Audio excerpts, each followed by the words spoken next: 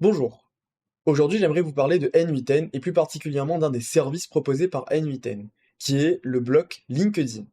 En effet, on peut automatiser beaucoup de choses avec LinkedIn. La création de postes, la veille, la recherche de prospects, c'est pas mal. Cependant, le bloc LinkedIn actuellement sur N8N est un peu compliqué à configurer et ne fonctionne pas vraiment correctement. C'est pour cela que j'ai trouvé une solution alternative qui permet à tous d'utiliser LinkedIn dans ces automatisations sans devoir passer par un bloc fonctionnel à moitié. Ici, nous avons un workflow démo, donc tout simplement qui va s'exécuter quand je vais cliquer, qui va récupérer les informations des utilisateurs, qui va ici générer un contenu. Évidemment, dans une logique métier réelle, on ne ferait pas comme ça. Et ensuite, qui va du coup combiner les deux entrées et les mettre dans un post LinkedIn. Ce workflow va tout simplement poster sur LinkedIn pour moi. Si je voulais faire un vrai workflow, ici j'aurais sans doute rajouté SERP API qui va me permettre tout simplement de récupérer les dernières trends, de faire des recherches sur Internet, mais ça, ce n'est pas le sujet aujourd'hui. Bien, passons à la suite. Pour configurer ce genre de workflow LinkedIn, vous aurez besoin de deux éléments. Tout d'abord d'une page LinkedIn, et enfin d'un compte LinkedIn développeur. Donc ici ma page LinkedIn, et ensuite pour créer un compte LinkedIn développeur, je vais vous montrer la démarche. C'est vraiment pas compliqué. Tout d'abord, vous allez taper LinkedIn Dev sur Internet, ou bien LinkedIn développeur, et je vais cliquer sur le premier lien, ici. Désormais, je vais aller sur My Apps. Alors moi, je suis déjà connecté, donc normalement, j'aurai déjà mes applications. Mais vous, vous devrez peut-être créer votre compte, ou bien vous devrez tout simplement créer votre application. Ce qu'on va voir tout de suite. Donc une fois arrivé ici, vous allez créer votre application. Donc vous allez lui mettre un nom, l'associer à une page entreprise. Si elle n'existe pas, vous pouvez en créer une. Ces paramètres ne sont pas forcément nécessaires, vous mettez un logo, et vous acceptez les clauses de confidentialité et d'utilisation, etc.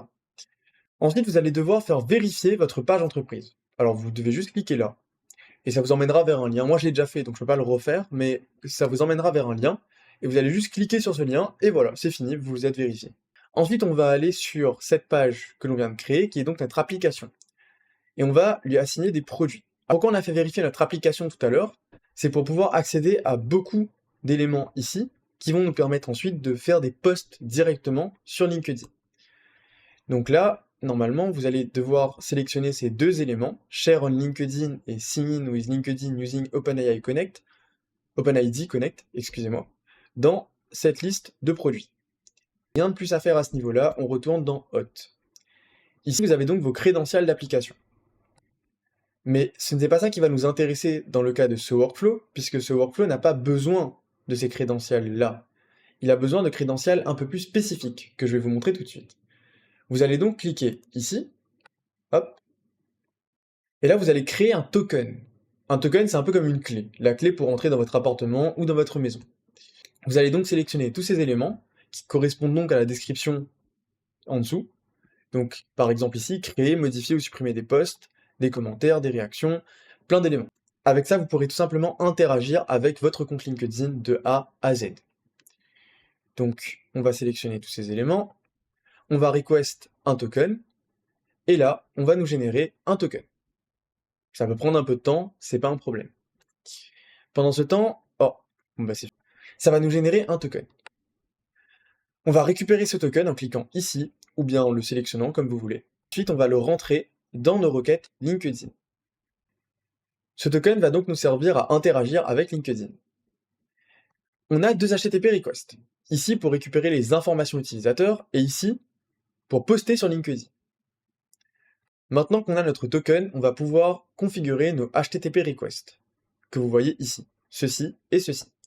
Une pour récupérer les informations et une pour poster. Là-dedans, on va sélectionner comme type d'authentification Generic Credential Type. L'URL ici, c'est tout simplement l'URL auquel vous allez faire votre requête. Et la méthode, c'est get. Pas besoin de toucher à ça non plus. Ensuite, nous allons sélectionner Header Hot là-dedans. Et nous allons setup notre token, tout simplement. On va cliquer ici. On va ici rentrer autorisation, exactement comme je l'ai écrit. Et dans Value, on va rentrer. Alors, je vais vous le montrer. Je vais l'écrire dans Name, mais il faut l'écrire dans Value.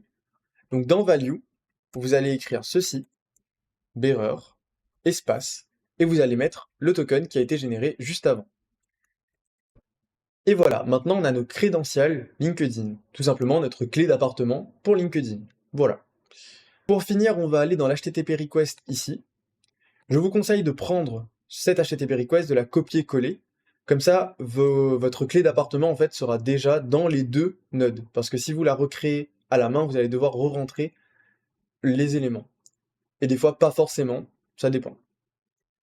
Donc ici, ce sera post, donc afin de poster quelque chose sur LinkedIn. L'URL évidemment est différent. On va mettre la même chose, générique credential type, header hot, et enfin les crédentials comme je vous les ai montré tout à l'heure, comment on va les configurer. J'ai sélectionné send body, j'ai sélectionné le type JSON dans la liste, et j'ai spécifié ici que c'était du JSON. Et dans le JSON, j'ai mis ceci. Et si vous souhaitez recevoir le template directement dans votre boîte mail, n'hésitez pas, envoyez template en commentaire. Les éléments en vert, c'est quoi? C'est des éléments qui viennent de là, du merge, juste avant. Ce bloc nous a donné un élément texte qui va être le contenu de notre post LinkedIn. Ce bloc nous a donné nos informations utilisateurs et surtout cette information qui va nous être très utile. Et les deux sont combinés ici. Et voilà, désormais vous savez comment poster sur LinkedIn. Avant de vous laisser, je vais vous faire une petite démonstration. Hop, voilà, tout s'est bien passé. Et si on va regarder dans mon flux d'actualité, donc je vais aller dans mes posts, et voilà, le post est ici. N'hésitez pas si vous avez des questions, l'espace commentaire est là pour ça, et à bientôt pour de prochaines vidéos.